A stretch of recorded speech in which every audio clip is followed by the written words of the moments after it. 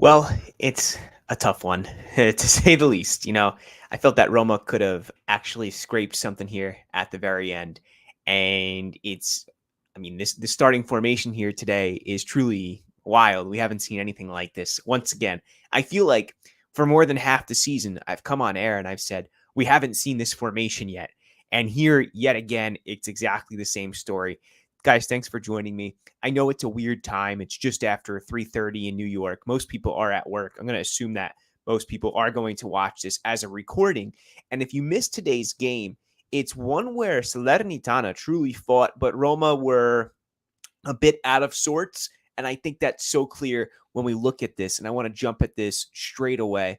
Take a look here. We've got Rui Patricio starting. Svilar was actually rumored to be the starter here. But then in defense, you're going to notice one name in particular, which is so strange to see back there and one that we haven't seen at all. And it's his 12th professional start here. Eduardo Bove, the central midfielder of Roma. I was going to say attacker. He's truly a central midfielder. He's not a 5. He's more of an 8.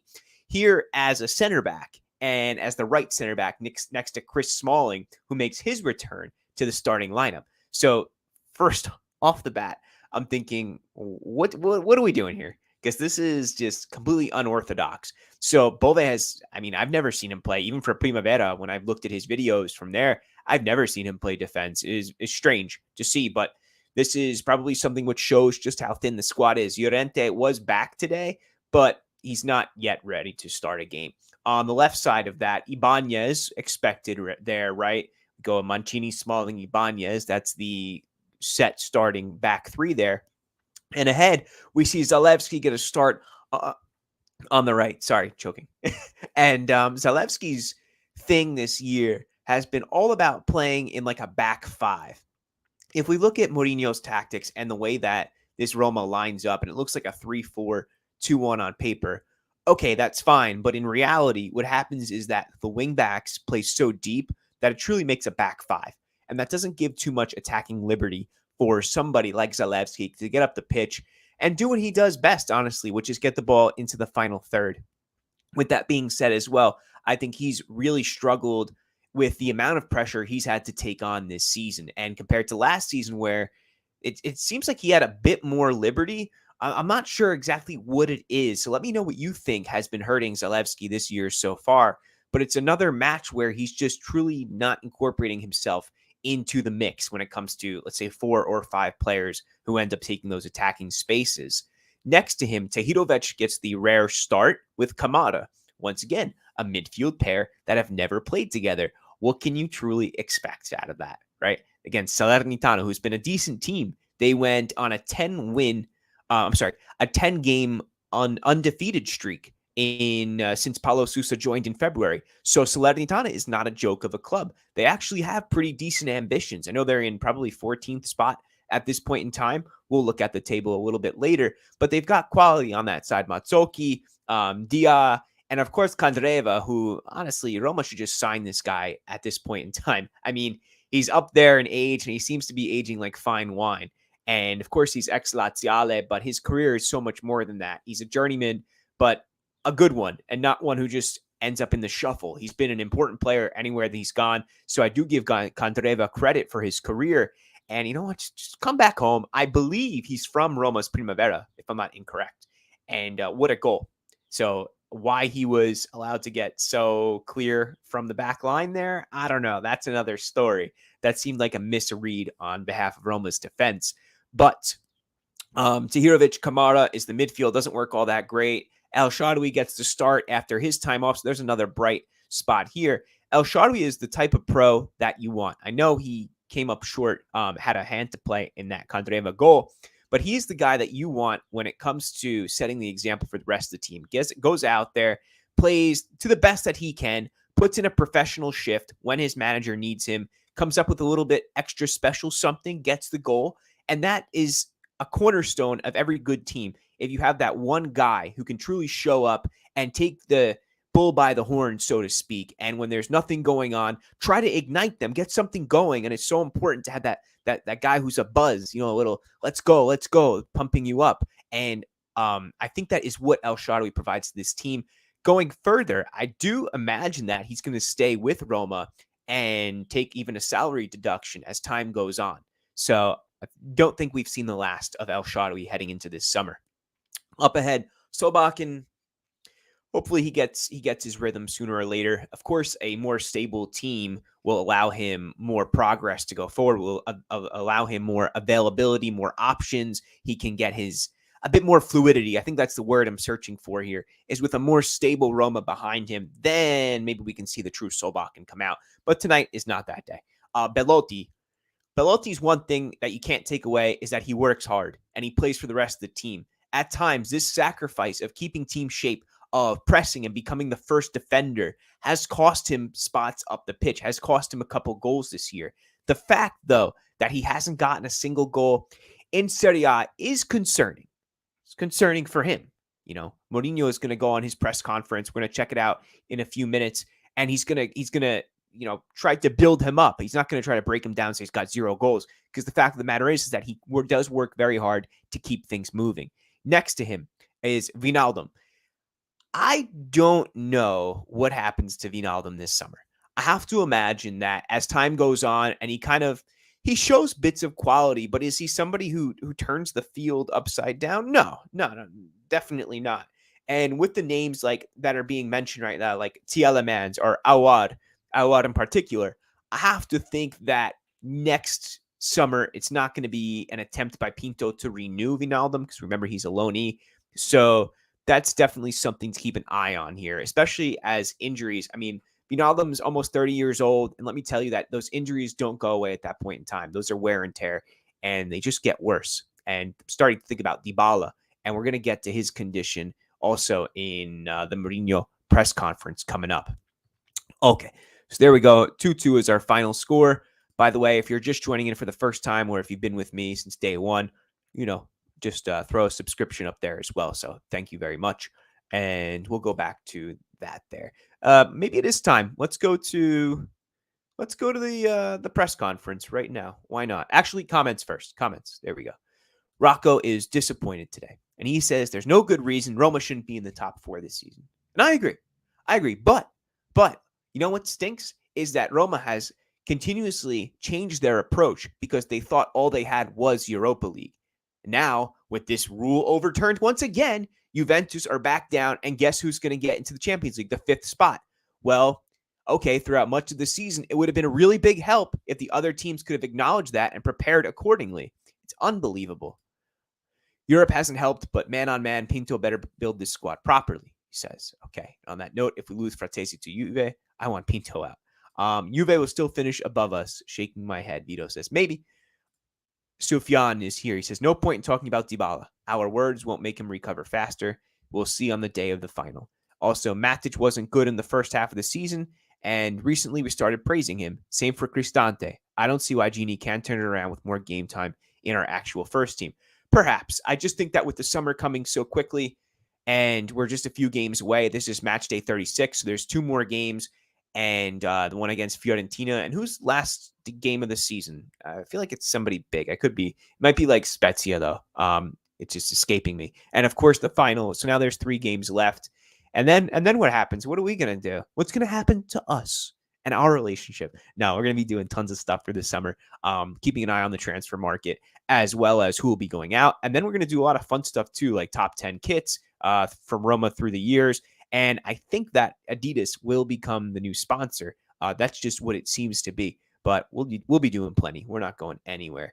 We got to hit 1,000 hopefully by this summer. That's the goal. We just reached over 800 subscribers on this channel. So it's come a long way quickly, but can't do it unless I keep working hard and making fun stuff, right? Let's go to the press conference right now. Okay. Here we are, my friends. I haven't read it yet. I translated it with Google Translate, but I haven't read it exactly yet. So some of this stuff might be a surprise. Roma unloads in the first half, better in the second. Where does this tie leave Roma? Lei. Where does this tie leave her? Sometimes lei, him, her, it comes weird in Italian because of the direct translation. And Mourinho says the first half was not of great intensity and desire to play. Little concentration, maybe for some, mixing it up. Maybe it's my fault that I made so many changes, but my situation isn't easy. given that we have a final to play and there are so many tired players. Substitutions are mandatory and agreed before the match. It is not easy to do this management. Difficult match. Salernitana played as if it were the Champions League final. And I like this. This must be done in football. Pareto, good as always does his job well. The result is not what we wanted, but this is it. Now there are 2 league games left and the final, which is the most important. Missed opportunity given the Juventus penalty, he's asked. He says, knowing this thing with 2 games left is a joke, but it's also a joke for Juventus. If they had told me before Monza and Bologna, our approach would have been different. This beyond Allegri and his players who have earned points on the pitch, and I'm sorry. At the level of the truth of the championship, it changes. Yeah, like completely. It's ridiculous. Did you compromise the championship? This is that lay coming in again, LEI. Did you compromise the championship? He says, in my opinion, yes, but I don't want to talk about it anymore. I prefer to say that I am sorry for the professionals who work like me and who pay because the company made a mistake. How is Dybala doing? Bad. I don't know how he will be in 10 days, but I'm not optimistic. Yikes, guys. That's not exactly what we want to hear. I think that deserves a banner as well. Is it some Mourinho mind games? Maybe. But, I mean, he was on the bench, right? So, I don't know what to think here. But it does leave me a little bit afraid going into the final because at the same time, though, Dybala is going to do everything he can to be there. The others instead, Mourinho says Smalling played 90 minutes, like El Shaarawy and Wijnaldum almost. I don't know if Kamara is injured or tired. Salik is fine. Let's see about Spinazzola. Spinazzola, who went out on the midweek with a hamstring injury. Is it training with Fiorentina? A serious workout. We will still make changes, but seriously, we will do our best. Let's see what happens. I'm not so sure about that. I think Mourinho goes totally cautious. I think he's just saying like the PR answer here. But he's right. We'll have to see. Conditions are day by day, especially with how tired the players are. Exactly 13 years ago, you won the Champions League with Inter. He says it's history now. They have to create their own.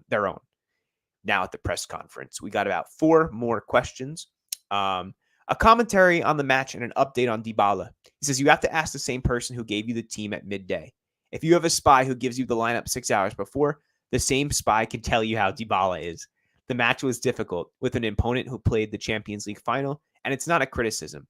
That's how football should be. You have to play all the time. They didn't need their points, but to be pros, and they played the match with this attitude. We made many changes. We know that when we make them, it changes our honesty, the basic principles of this team, seriousness, and humility. But the quality changes. In the second half, we made changes, and we improved. We won the second half 2-1. Maybe we deserve something more, but maybe they too, for their attitude, they deserve the draw. Fair enough. How difficult is it to play a European final knowing you're playing the whole season in 90 minutes? Who talks about the Champions League as Roma's goal? He says, definitely not me. I always try to be honest. I don't like selling smoke. I never said that Roma were candidates for the Champions League. And when you compete against these teams in front of us, it would be irresponsible to talk about the Champions League. They talk about the Champions League teams that they don't reach the final of the Europa League. And I'm also talking about the teams that were eliminated not by us. Arsenal, United, Barcelona, Sporting Lisbon, and Juventus. We're talking about a huge number of teams. The only thing I'm playing in the final is the final, nothing more. And there are coaches, players, clubs who only play one European final in their life and are lucky. Imagine us doing 2 in a row. This is a great season for me because it becomes historic in any case, but I want to play that final there. Pinto then speaks about the Champions League. He says, it's his problem. Pinto is the director. I'm the coach. We are very good friends. We can have different opinions. For me, it's never like that. We are capable of making history, and we want to make it again. But the Champions League, with $7 million spent on the market, is not history. It's not even a miracle. But Jesus Christ, who went to Rome and went for a walk to the Vatican. That's a great quote. Oh, could this be a difference of views lead to your decision to say goodbye? Is that goodbye for me now is now for 2 days of vacation. I have to take the plane. Bye-bye. Ciao, ciao. Oh, man. Yeah, Jesus Christ, heading over to Trigoria to help us out. I think we might need the resurrection in order to get some players fit for this final at this point. Unbelievable. Okay. Dybala was on the bench, I believe, for the second leg of Leverkusen on last Thursday. That's why I mentioned that. He was in the stands today. Yeah, it's not great though. It's not great. I truly believe that if there's a final, Dybala is going to be there. I'm not too worried about that. Even so, you know that this Roma can grind out results with just two center forwards at this point, with Belotti, who hasn't scored a single Serie A goal, and Abraham, who at times has come up with big goals this season. However, he's got a third of what he had last year. So not all hope is lost, regardless of Dybala or no Dybala. Well, it's frustrating either way, though, guys, that we even have to think about that. Rocco says, Fratesi is now one of the best midfielders in Italy, can score, pass, defend, and attack space, and he wants Roma. Make it happen. Pavi says, did not watch, just checking our group chat. Not a bad result, just need to get our main players back. And Rocco says, full support to Mourinho. He's done his best with most games, but with a weak squad. It's true, man. Like, I don't know how much he could grab out of these guys. It seems to be insane, the fact that, Roma have gone as far as they have in European play with these players at their disposal. But I think we're going to look back at this season and rue the situation that Roma is in with Serie A, and being in whatever it is, 6th or 7th place right now. It doesn't sit well with me. For the simple fact that for Roma, they could possibly finish back in the Conference League places going into next season. And that is just a distraction. It becomes one more distraction of keeping Roma away from the Champions League. So it's one thing if you win it one year, but then we're not going to become, Conference League champions over and over again. That's not the goal here. It's to build something and go and win in 10 days from today. By the way, guys, I'm trying to what am I doing here? Trying to get the chat link if anyone wants to join us on WhatsApp. We've been sharing pictures and starting formations and a bunch of stuff like that. Invite to group via link. Yeah, copy link. I'm going to post that right now in the comments, and I'll post it in the comments for those who are watching this recorded as well, so you could join that right there. Who is the biggest underperformer this year? I think that it's been the toughest for Zalewski. Maybe underperformance is not correct because he's playing in a role which isn't exactly adapted for him. For Salik, it's too early to say. Let this guy get some more time. It's his first season in Serie A. I think it's probably the most disappointed in himself will be Abraham. If you go off of last year, it was over 20 goals, and this year he has sometimes been replaced. I think he's had one eye probably on the World Cup going into this, and not making it probably got to him a little bit. He's still a young player. He's under 26 years of age.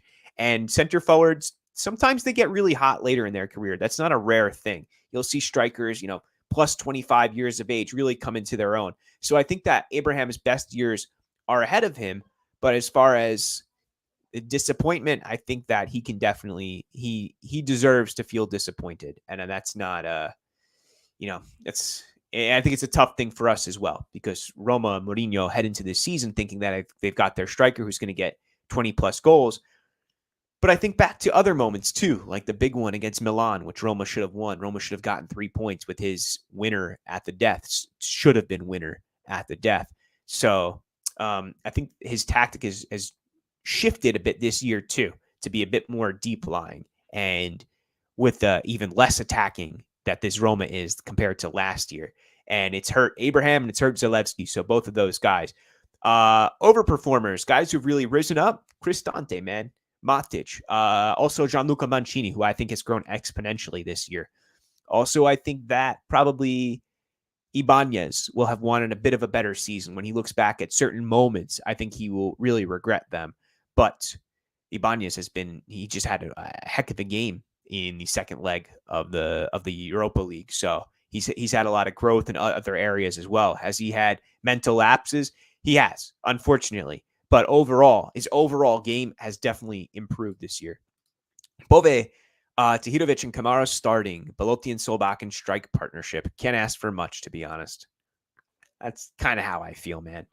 Loss of Mkhitaryan has been huge. There's no driver of that ball that can pick a ball in midfield and drive into the final third.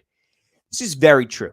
And this is where Aouar comes in. This is where this player, this Frenchman, can really change the dynamic of this team. Somebody who can, yes, pick the ball and drive into the final third, or play the simple, smart ball, or change direction, or just maintain tempo and keep up the possession of the game. Roma has seriously missed Mkhitaryan this season.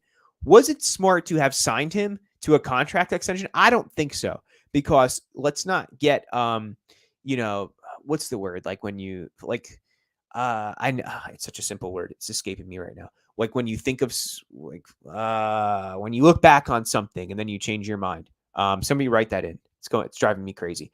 But I think that when you look at last year, Mkhitaryan was really breaking down and he wanted a big salary. And this is really not the type of team that at this point in time that Pinto is constructing that can just take on big salaries of older players who are showing signs of aging. It doesn't make sense. It wouldn't have been fiscally responsible for Roma to re-sign Mkhitaryan.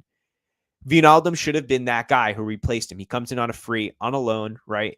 There's no transfer fee, of course, involved in that. Should have been. What happened?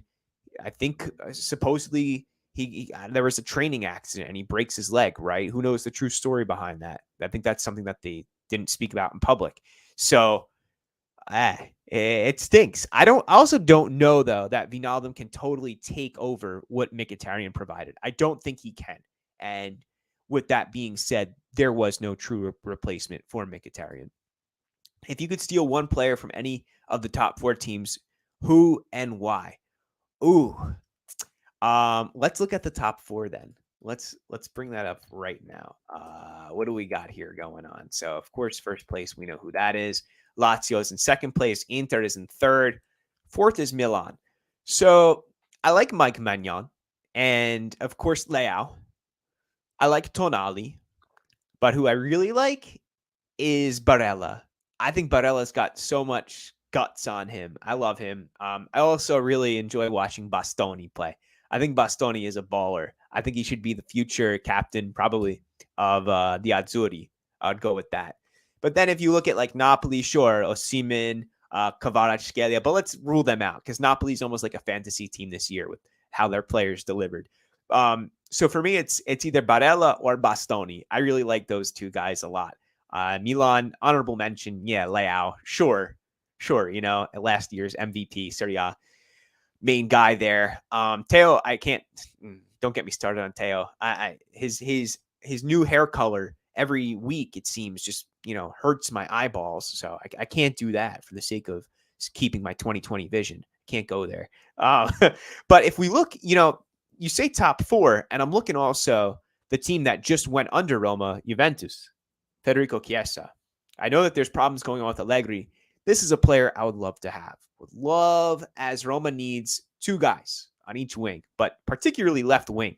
And I think that Chiesa, coming back from that ACL tear, I'm not sure how eager Juventus are to continue with him. I would love Chiesa. I loved his father, too, for watching him. I vaguely remember watching his dad when he played for Siena, and that was a really interesting team. Yeah, it was smart, man, Raka. It really was for them just to put out a halfway lineup, so-so, and not truly put all their eggs in that. It paid off for them, did it not? They're going to the Champions League next year.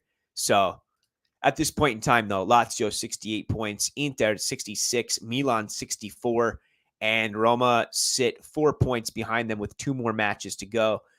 The bookmakers will tell you that Roma are not going to finish into the Champions League places. However, how do you get into the Champions League? You go on and you win 10 days from now, and you beat Sevilla, the Europa League champs, and you take that victory. That's it.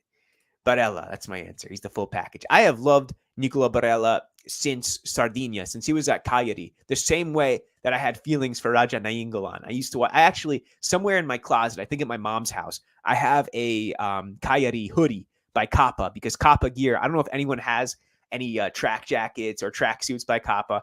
They're made so well. I love them. Okay, we got a comment regarding the lineup. So let's look at that lineup one more time, guys, before we answer this question. Bove in defense, Tahirovic, Kamara, Sobakin, unusual starters, and Belotti. Let's go back here. Ragav says lineup is a pressure to the board.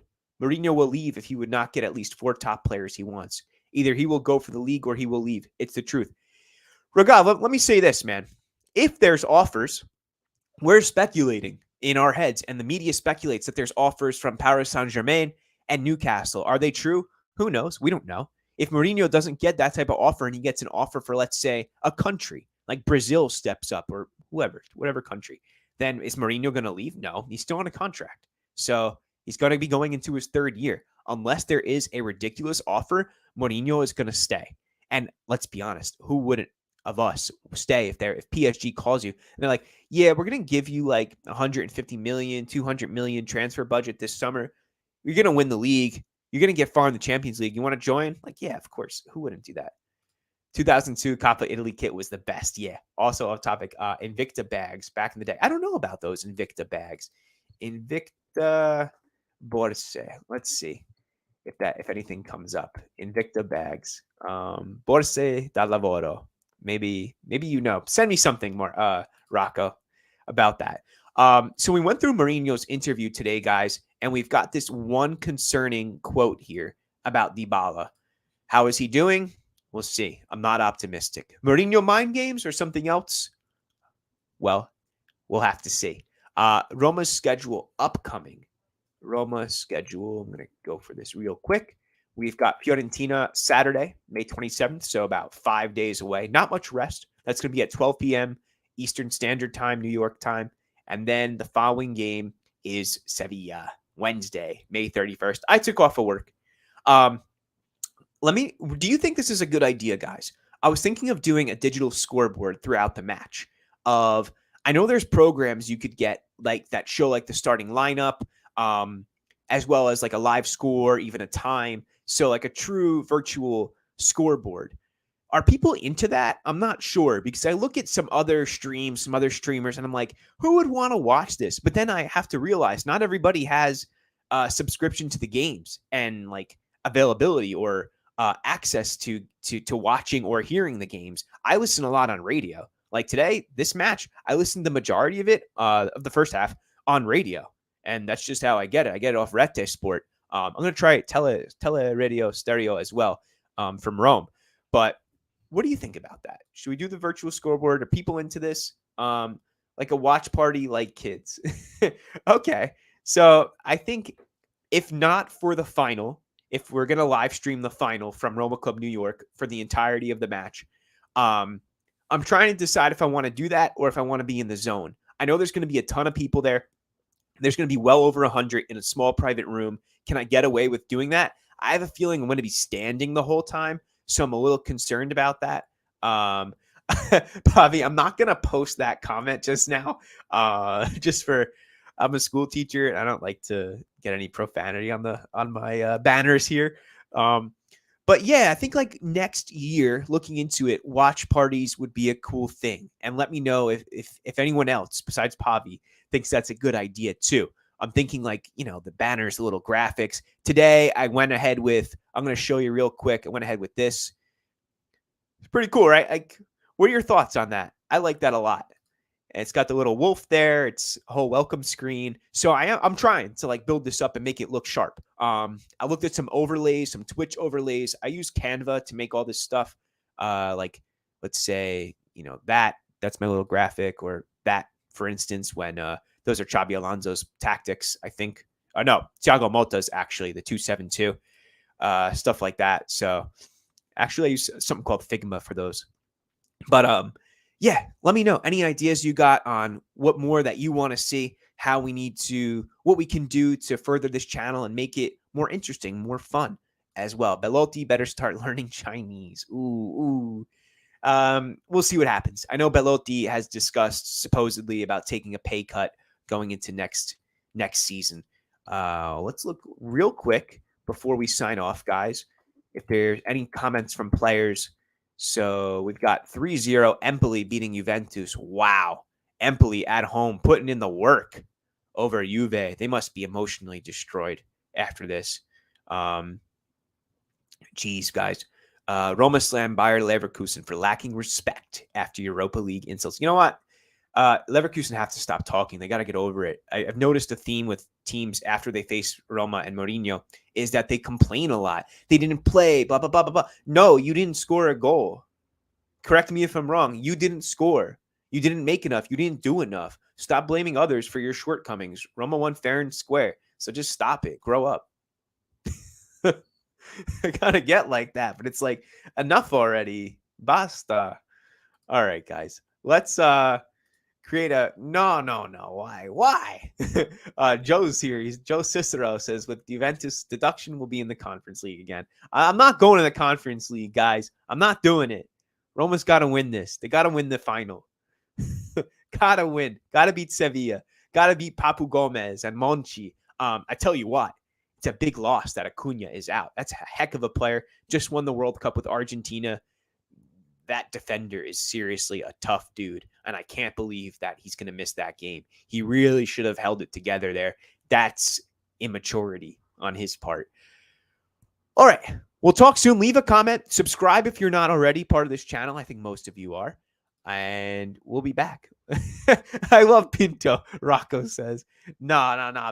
Pinto's doing good job, man. He's going to get, I have a feeling he's going to sign Invicta, Tielemans, Aouar. I think Pinto's going to do a job this summer. And don't forget, Rocco, Pinto has had to clean up so much of the mess that Monchi left behind. Some big contract for Florenzi and stuff like that. And Olsen.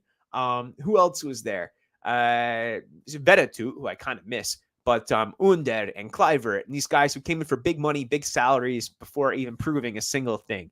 So, man, it's going to be a heck of a summer, isn't it? Rocco and I are going to be going back and forth when Roma signed 3 free agents in a row. Let's see if I can get this comment out of here. Oh, I see there's a difference. Yeah, there we go. All right, I think that's the final comment in there from Rocco. Ciao, guys. Let's talk soon. We'll be back for definitely, obviously, a preview for Sevilla, but also for Fiorentina. We'll be taking a look at them. That game's Saturday, so that preview will be out Friday, the latest. Ciao.